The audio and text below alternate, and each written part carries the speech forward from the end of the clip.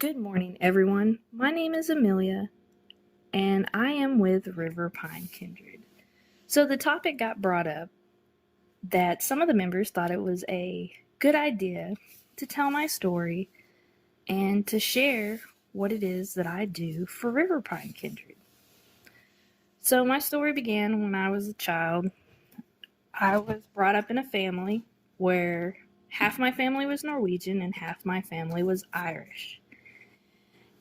And as a child growing up, my Norwegian family would sit there and tell me Norwegian folklore, as well as different stories of the gods, goddesses, and different cultural views growing up.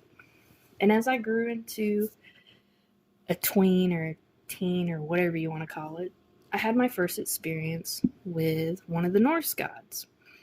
I was playing out in the forest of the Little Mountains of Arkansas, and he had came to me, not physically, but in a spiritual sense, vocally. And he had told me that his name was Odin, and one day that I would know who he is, but to remember his name. And at that time, I thought to myself, I am going crazy. And I did not know what to do. However, as a child would be, I went on about my day playing in the woods and did childlike things. And as I grew into a teen even more, I had a friend give me a letter opener that looked like a little mini dagger, and it had Odin on it. And I told him, it is so interesting that you gave me that, because of the fact that I've heard that name before. And he had spoke to me. My friend had told me, wow, that's interesting. That's the Norse god, Odin. And I looked at him kind of funny, and I blew it off and didn't think anything of it. And went about my day until I became a young adult in my 20s.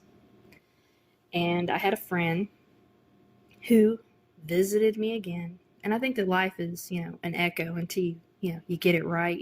Life will repeat the same things to you until you finally have it click. Like 2 plus 2 equals 4, whatever metaphor you'd like to come up with.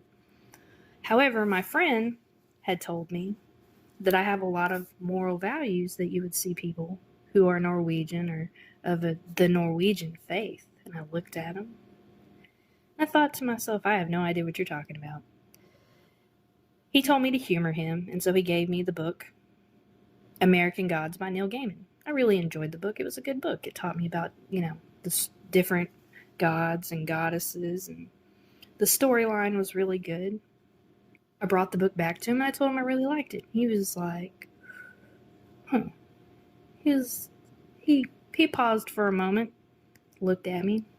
I'm going to give you another book. And I looked at him and I was like, why? Why are you giving me another book for?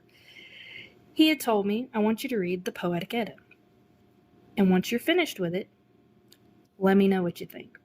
It took me 2 months to read it because there was a lot of information in it, because it was coming from a different viewpoint of another culture. And I wanted to digest it very well. So I read the book, I brought it back to him, and I told him I really loved the book. It felt like coming home. And at that time, he began to explain to me about the Norse faith and the cultures and traditions and what that book really meant. And he suggested, from the way my demeanor was, of my moral compass of, always being courageous and trusting and self-resilient. And I've always been one of those type people. When I'm going to do something, I do it, regardless of how long it takes me.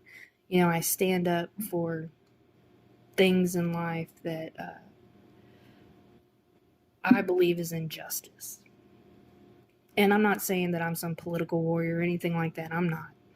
But I'm one of those people. I do right by my family, and I do right by my friends, and I'm always there for people whenever they need me, regardless of their situation. I'm not judgmental when it comes to people's lifestyles or different things, as long as it's not, harming men, women, or children.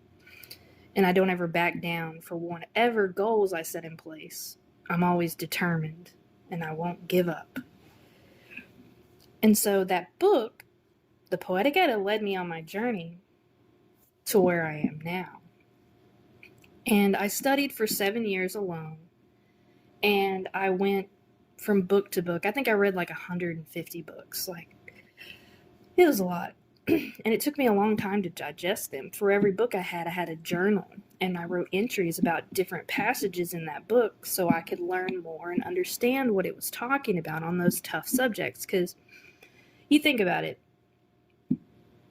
10 years ago, 15 years ago, even 20 years ago, like there were books out there, but they don't have the things that they advocate for these days. We didn't have those podcasts and stuff.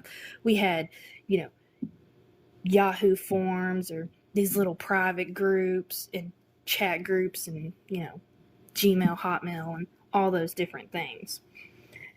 And so I spent the next 7 years studying alone.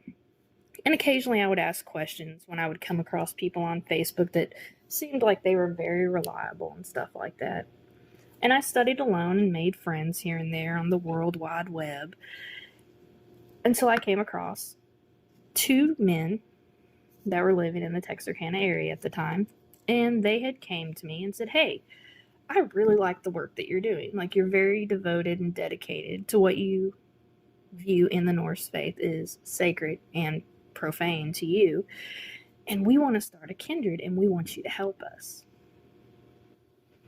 And I looked at them and I paused. I thought to myself, I have never been a part of a kindred. I don't even know what you would need to do to be a part of a kindred. I suggested that we go meet other kindreds in the Arklatex area. And so that's what we did. We spent about 6 months going from kindreds in Texas and Arkansas and Louisiana. And I helped them figure out different ways that were good suggestions and things like that that would be perfect to start a kindred. And we went on from there. And we got to the point where we were talking about opening the doors for River Pine Kindred since we felt we got the foundation set up really well.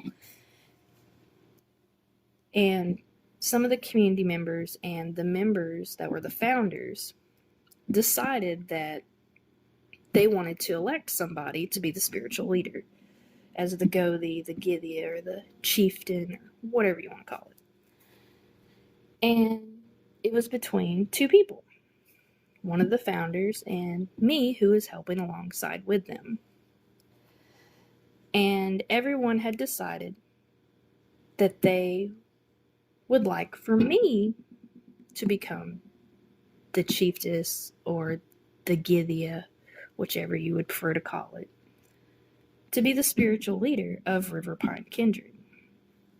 And that's what led me to where I am now with River Pine. And we are going on our 7th year, and I have been the Githia for 7 years, and I'm on my 16th year of being a part of the Norse faith. And it's taught me so many different things, not just as a spiritual leader, but what is important to not only yourself, but with community and building strong bonds within yourself, with your ancestors, the land spirits, what connections you do get with the gods from time to time, because, it's a very limited thing in my beliefs. However, this is my journey and where it led me to where I am now. And for me, I think this journey has been very interesting, and it's been a blessing in many ways. I get to see so many different people and hear their wonderful stories of their journeys and how they connect mentally, physically, and spiritually. I personally think it's a beautiful thing. And each and every one of us has a unique gift of some sort. Some people connect to the land better, where others are very good at their spiritual practices of what ritual really is, and other people are great at organizing gatherings so that we could weave frith together, as well as people coming together to share their stories in many different ways. And this is my story for what I do for River Pine Kindred, as well as my spiritual journey into the Norse faith. I hope everyone enjoyed it.